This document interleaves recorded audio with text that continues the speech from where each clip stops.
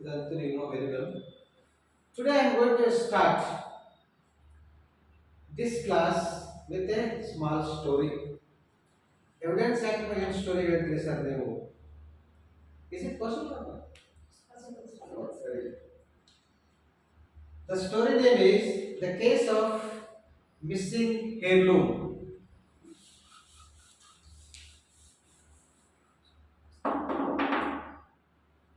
Story ಎದ್ರ ಬಗ್ಗೆ ಇದೆ ರೀ? Heirloom.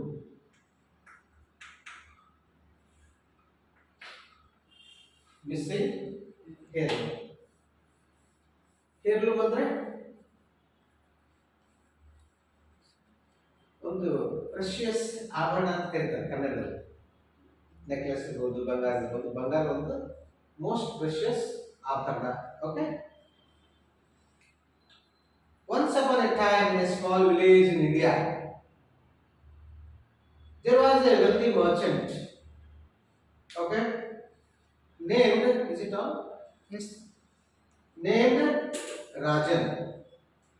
The healthy merchant name is Rajan, who owned a precious family heirloom. So he had a heirloom, precious ಅಂದ್ರೆ ancestral property ಇರಬಹುದು, ಅದು ಅವರ ಮುತ್ತಾತ ಬಂದಂತ ಒಂದು heirloom. A golden necklace passed down through the generations. Okay. One day the necklace went missing. Okay. And the entire village was abuzz with speculation. Rajan was devastated and decided to take matter to the court. So far you understood, right? In the courtroom, a judge known for his wisdom, he was very excellent judge, decided to use the Indian Evidence Act to solve the mystery. So in order to solve this problem, so he is going to make use of the Indian Evidence Act. He explained to the villagers that the act enacted in 1872 provides a set of rules for determining what evidence is admissible in court and how it should be presented. Okay? Well, the judge began by examining the relevancy of facts. Relevancy of facts.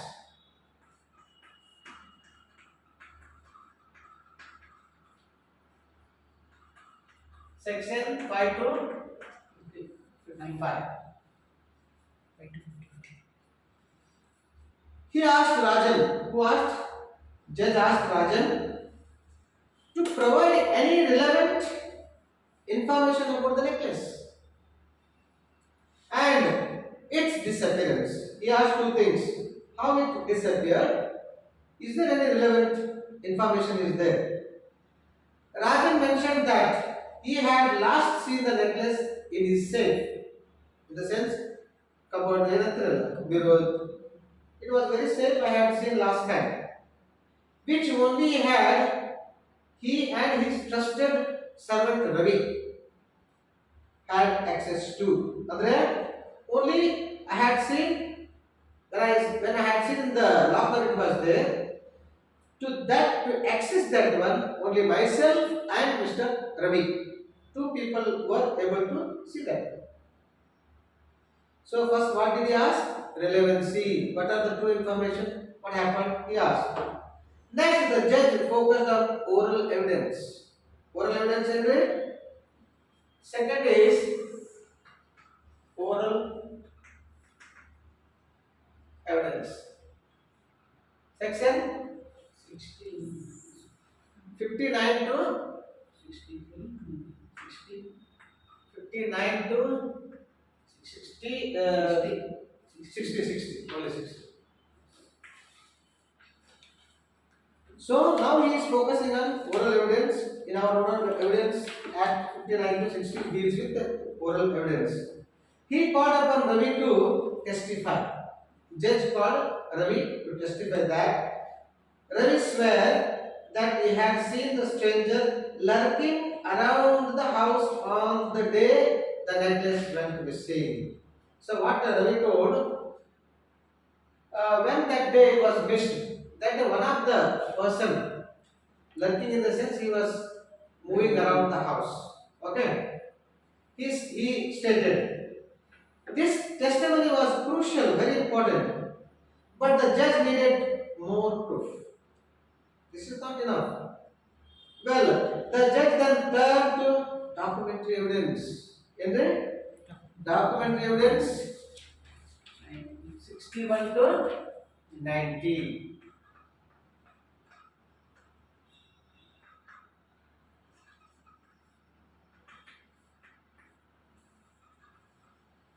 See the story, how they are inculcating the Indian Evidence Act. So, what would be the documentary evidence? Some piece of evidence is required in the court of law. Then only the court is going to believe them. Well, Mr. Rajan presented a receipt from a jeweler. So while buying that one, they had a receipt. That is documentary evidence proving the necklace existence and value. What it shows? Yes, the necklace was existing and its value. What was the value? That is the documentary evidence. The judge also examined the lock on the safe, which showed no signs of forced entry. So, ಆ lockup check ಮಾಡಿದಾಗ ಅಲ್ಲಿ ಯಾವುದು forcibly ತೆಗೆದಿಲ್ಲ ಹೊಡೆದಿಲ್ಲ ಏನು ಮಾಡಿಲ್ಲ. There was no forced entry. Then suggesting that someone with access had taken the necklace. Why they had checked whether any robbery took place?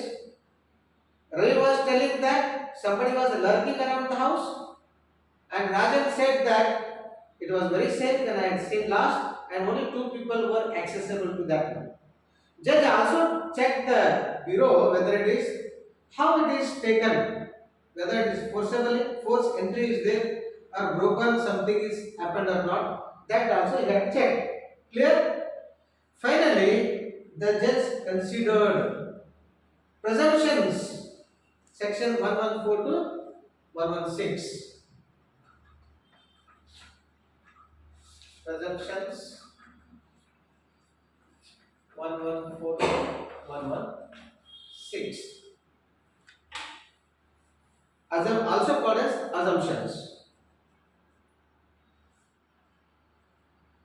He explained that the law allows certain assumptions, but that apart from these, he has already examined how it is lost, how it is disappeared or missed, and he had also seen documentary evidence, oral evidence, Ravi given, and the relevance of the facts also checked. Okay.